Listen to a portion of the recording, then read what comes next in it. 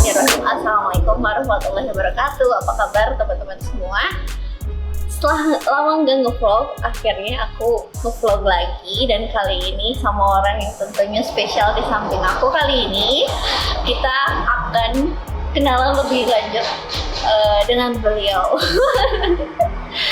Ya, cuaca di Bandung kali ini lagi dingin sepertinya. Dan tetap dalam suasana pandemi, tapi jangan sampai mengurangi semangat teman-teman di sini semua ya. Tetap optimis, tetap do the best, tetap semangat dan jaga iman agar tetap kuat. Langsung saja kita kenalan dengan Pak Yudi. Halo. Hai. Assalamualaikum semuanya. Oke, Pak Yudi, boleh tahu nggak sih awal mula mendirikan bisnisnya itu dari usia berapa? Terus memulainya tuh apa gitu, boleh diceritakan nggak? Ya, kalau awal mula bisnis, ini kita bicara secara garis besar. Kalau menurut saya secara pribadi, manusia itu terlahir untuk berbisnis. Ya. Secara pribadi, pendapat saya secara pribadi, pada umumnya manusia itu terlahir untuk berbisnis. Cuma kita sadar atau tidak, kan itu pertanyaan. Ada yang tidak sadar, tapi dia tersadarkan bisa karena keadaan. Contoh, saya dulu begitu lulus kuliah, pasti 90% mahasiswa itu idealismenya tinggi, ingin kerja di kantor-kantor yang bonafide, itu pastilah. Apalagi pada zaman-zaman saya mungkin kewirausahaan pasti kurang lah gitu ya, materi kuliah. Dan begitu pun melekat ke saya. Saya pinginnya wah begitu kuliah tuh kerja keren gitu ya, bisa memamerkan ke siapa saja bahwa kita itu sukses. Ya tapi pada saat itu keadaanlah yang membuat saya secara pribadi harus berjuang, harus segala sesuatu yang ternyata tidak seindah yang dibayangkan. Tapi itu apa ya, pahit untuk dijalankan pada saat itu, tapi ya indah untuk diceritakan sekarang. Kira-kira gitulah. Jadi ya kalau untuk tip untuk wirausaha itu sebenarnya semua sama ya, semua pada diajarkan, mungkin pada orang pada ada, apalagi sekarang ya online segala macam coaching, itu umum lah, pasti semua ada urutannya, ini mudah dibaca dan mudah ditemukan. Tapi bagi siapa saja yang mau wirausaha itu adalah satu tekad kan yang dua, kebetulan saya muslim, mengadu sama Allah, bilang sama Allah, ya Allah saya mau wirausaha, izinkan, kasih jalan, udah gitu aja gitu.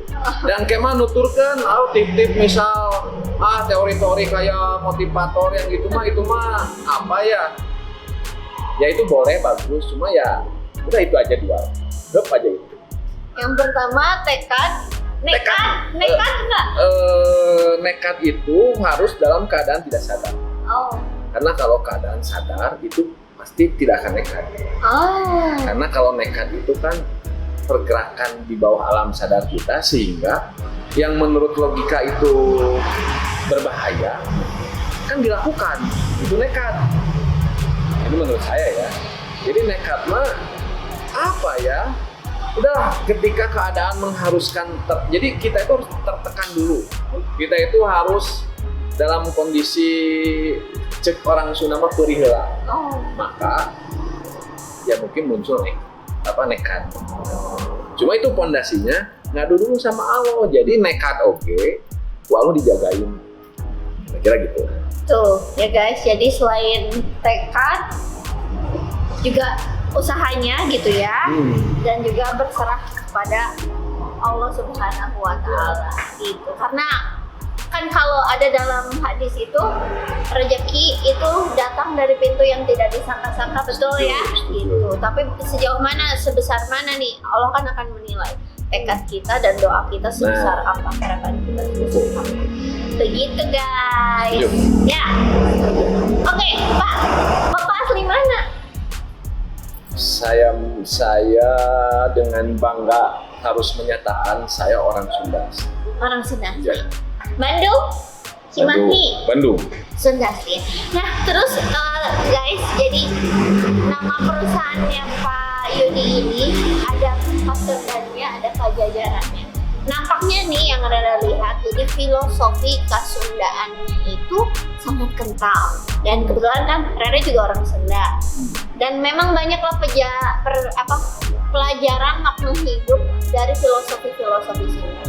Nah, nih kita sambungkan dengan bagaimana cara pandang kita menjalani hidup. Kalau menurut filosofi Sunda nih yang Bapak pegang gitu ya, apa sih? Boleh, nggak apa-apa. Jadi kita belajar melestarikan budaya biar teman-teman juga tahu nih filosofi Sunda. Ya. Pak Yudi juga nggak apa-apa pakai bahasa Sunda, wios tenan.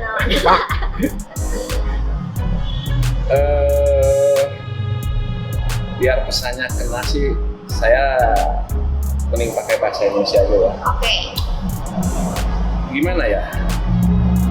Ya berawal dari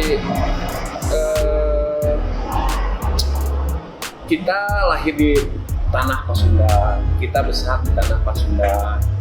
Lalu kita perjalanan hidup, misal berkelana, bekerja, atau berbisnis, atau menetap di Nusantara, bisa ada yang ikut Aceh, bisa kemana, atau saya juga kan pernah lama di Kalimantan, pernah lama di Jawa. Itu alamiah, mengalir. Cuma kan pada akhirnya ketika kita dibukakan mata untuk mengunjungi daerah-daerah ya Nusantara yang luar biasa yang beragam dan kekayaannya, aduh subhanallah. Indonesia itu menurut saya mah negara yang dirahmatilah oleh Allah. Tinggal bagaimana rakyatnya, pemimpinnya mensikapinya dan bersyukur. Nah, lalu ya pasti di setiap orang yang merasa dilahirkan itu pasti darah Sundanya, getih Sundanya mengalir. Ya siapa lagi yang harus membawa nama harum Jawa Barat kalau bukan kita? Ya mungkin tinggal bagaimana caranya. Dan tidak usah gimana gitu, tidak usah gimana lah, mulai dari diri kita aja, bagaimana kita bisa bersikap, berkata, berbuat seperti yang orang tua dulu mengajarkan kepada kita dengan keramahannya, dengan ya kita hal-hal seperti itulah. Cuma mungkin ada hal-hal yang perlu diperbaiki, misal ketegasannya, misal dalam hal-hal tertentu lah ya. Mari kita sama-sama perbaiki yang kurangnya. Ya tugas-tugas kita lah membawa pesan itu ke setiap orang yang kita temui, ke setiap mitra kita, bahwa kita itu ya dari Jawa Barat ya jaga nama baiknya gitu. Itu aja sih sederhana.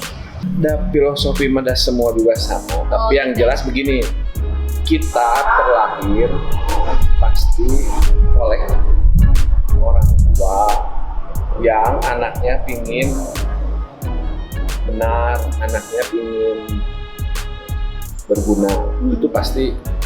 Nah, tinggal kita terapkan aja ajaran orang tua kita, ajaran kakek kita, bagaimana bersikap, bagaimana bertingkah laku. Tapi nya meren standarnya malah emang samalah semuanya standar, tapi kadang susah untuk dilaksanakan. Sederhana ya, bagaimana komitmen kita terhadap lisan yang kita ucapkan, satunya hati dan perbuatan, hati dan lisan. Bagaimana kita bisa memegang amanah, bagaimana kita ya jujur. Itu sederhana lah, itu mah tidak ada hal-hal yang ini, tinggal bisa tuh meraktekin aja, tinggal bisa nggak menjabarkannya gitu. Jangan berat-berat lah. Iya. Oke, tadi saya agak mikir. Oke, Oke, tapi intinya guys, kita hidup sesuai dengan value, nilai-nilai universal ya, sama gitu dalam budaya Sunda juga. Bagaimana kita bertutur, bertindak, berpikir yang benar, terus kita menjadi insan yang baik, ya. Dan Pak Yudi ini sepertinya nih yang rasanya beliau kan cinta tanah Sundanya gitu ya, jadi ingin mengharumkan tanah kelahirannya dengan cara beliau sendiri gitu. Jadi teman-teman dari manapun ya, misalnya ada yang dari Jawa, ada yang dari Betawi, harus bangga dengan identitas asalnya ya gitu, dan membawa nama harum. Sepakat. Sip. Oke, Pak Yudi hobinya apa sih? Ya kalau hobi mungkin apa tuh ya pada umumnya lah tentang otomotif gitu. Terus ya mungkin menyendiri gitu ya, ya mencintai alam lah dengan cara kita masing-masing. Ada yang orang naik gunung, ada orang bebas mengaktualisasikan mencintai alam, itu bebas lah. Tapi ya saya lebih ke otomotif. Terlihat kan dari stylenya. Anak motor banget, dan motornya nggak sembarangan, motor gede guys. Oke. Terakhir mungkin nih Pak Yudi, ada nggak pesan-pesan agar teman-teman di masa pandemi, mungkin ada yang sedang tidak stabil ya, dan sedang ya agar optimis gitu loh di tahun baru ini di 2021? Pertama, apa yang dirasakan oleh teman-teman semua tentang keadaan yang sulit ini, tentang kondisi ekonomi yang seperti ini, serba tersulit, itu saya alami. Pesan pertama, apa yang teman-teman rasakan, itu saya rasakan. Menurut saya, sedikitlah orang-orang yang sekarang menikmati kondisi pandemi.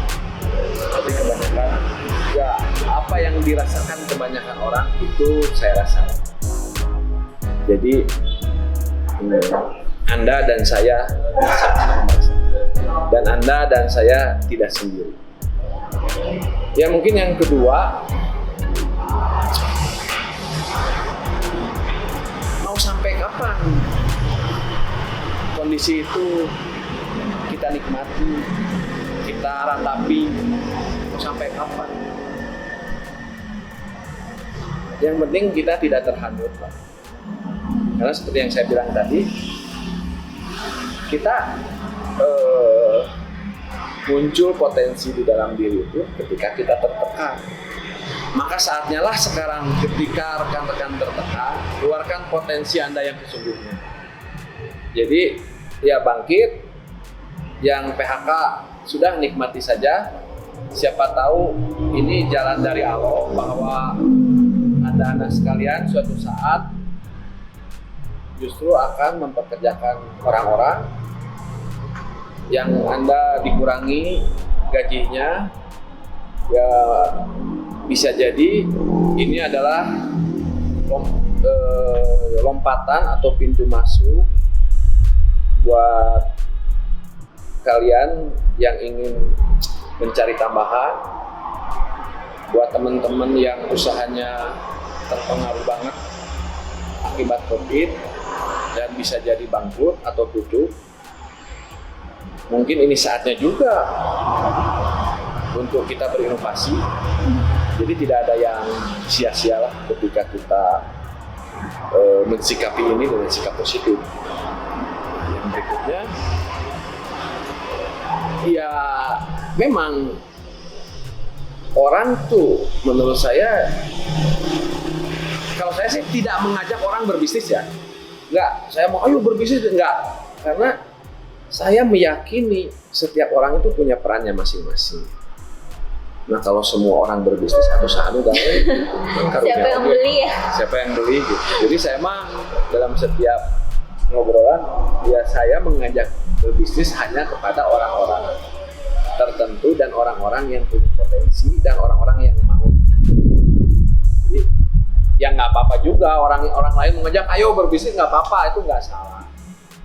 Cuma ya saya hanya bilang pada orang yang benar-benar ingin bekerja, ya tingkatkan saja skill Anda, tingkatkan saja kemampuan Anda, sehingga Anda layak dibayar mahal, sehingga Anda layak dipertahankan oleh perusahaan. Itu saja. Orang yang berbisnis, ya sok berinovasi sekarang, berinovasi, mencari peluang-peluang, pandai membaca situasi dan kondisi.